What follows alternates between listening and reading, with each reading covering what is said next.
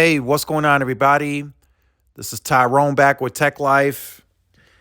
And what you're seeing on screen is a slideshow from T-Mobile's 2021 Analyst Day. The reason I wanted to bring that up in today's video is because I listened to a recent podcast that Mike Sievert was on. He's the CEO of T-Mobile.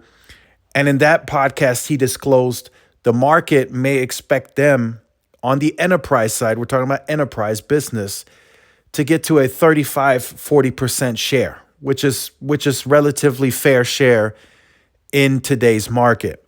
So I wanted to pull this up again to kind of share with you where T-Mobile was and where they came from and how low they were in the enterprise and even the small business segment. So before T-Mobile got going with, the LTE and they got the low band and they started scaling the network bit by bit, they were at about a 3% share in business. Just to share with you guys the addressable market and run rate that T-Mobile has on that side. They were at a 3%. Then they got to around 2017, the network was bigger, they added low band. Then they started growing that bit by bit, right? As Sprint was declining on the business side, T-Mobile started growing. But even as of 2021, when this analyst day took place, T-Mobile was only at about a 10%. And that now includes the Sprint share as well, about a 10%. They want to get that to 20% by the 2025, 2026 timeframe. But to get to that potential, right, where they may be expected to be 35 to 40%, I mean, you're talking a huge run rate that's going to take several years. And in order to stay true to their strategic pillars, product leadership, value leadership, experience leadership, they have to build one hell of a network. And I really mean that. They got to build one hell of a network to sustain and to really further grow that, that share. Because once they get to that 35-40%, they're going to have to start taking some really, really big accounts from Verizon and AT&T. That's the only way they get to fair share. And I'm talking huge operations that they would have to take on to gain fair share. I'm not just talking little, like, oh, let me give you, Circle K, let me provide you with cell phones. AutoZone, let me provide you with cell phones. No. To get to 35-40%, you're going to have to take on massive operations at the headquarters of, the CBS network, or, for an example, you have to run the entire operations of American Airlines. That is going to require one hell of a network. That's going to have to come with a ton of redundancy, a severely improved reliability statistic. I mean, it's better today, right? But I mean, we're talking they got to level up like tenfolds to really provide that type of network to the enterprise. And we're talking huge companies here. We're not just talking small companies anymore. We're talking big, massive companies that they would have to take from Verizon and AT&T to be able to achieve fair share in enterprise. They can't get to fair share in enterprise without taking those bigger accounts. Not going to happen. So in order for them to stay true to their strategic pillars, they're going to have to build that network that Verizon and AT&T have been striving for years, right? And in some of those cases, AT&T, as an example, is providing these businesses with massive fiber footprints that come with insane redundancy. So I don't know, in a realistic sense, I just don't know how T-Mobile would even take those businesses away from them. I mean, are they going to do that with fixed wireless access? They don't own and operate their own fiber. So how are they going to take those big businesses? where AT&T and even Verizon specifically are like, no, we can't serve this massive of an operation with just wireless, fixed wireless access.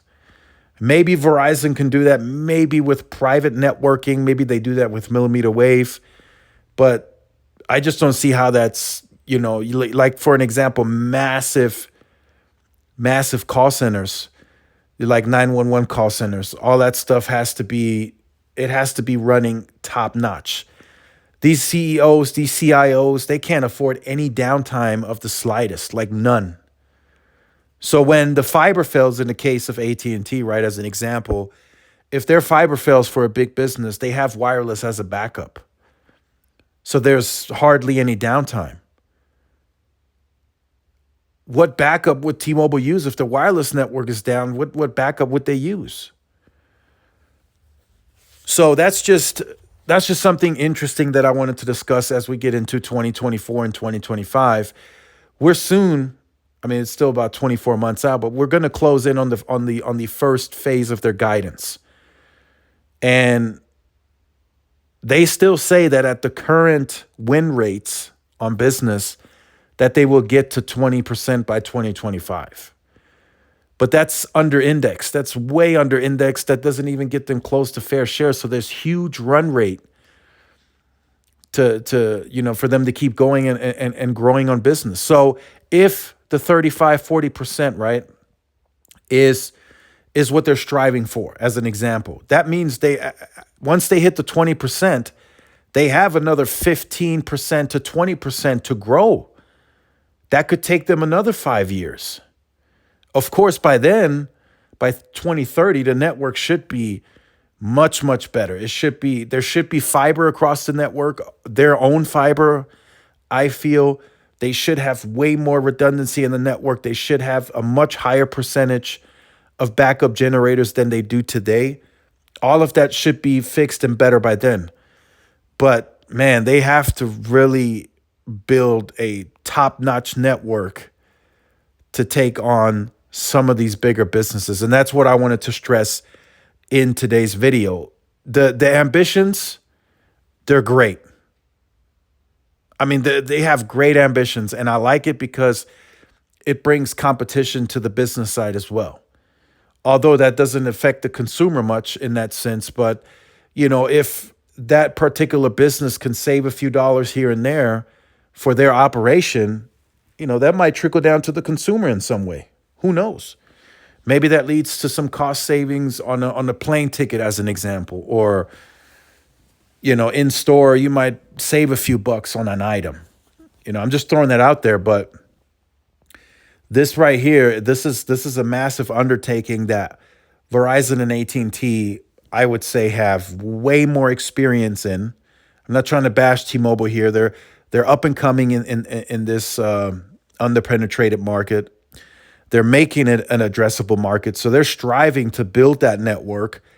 But man, Verizon and AT&T, they just have that much more experience on that side. They have much deeper contacts, point of contacts. Man, it's just amazing what they have been able to do over the years. Now, T-Mobile, they want to step in. They want to compete there. But man, let's just say they take one of those big accounts and there's like the slightest issue or hiccup or whatever, right? That could immediately be cause for, hey, let me call Verizon again, let me call AT&T again, and let's go back with them because we had some hiccups. There's very small room for error when you're dealing with these big business accounts. So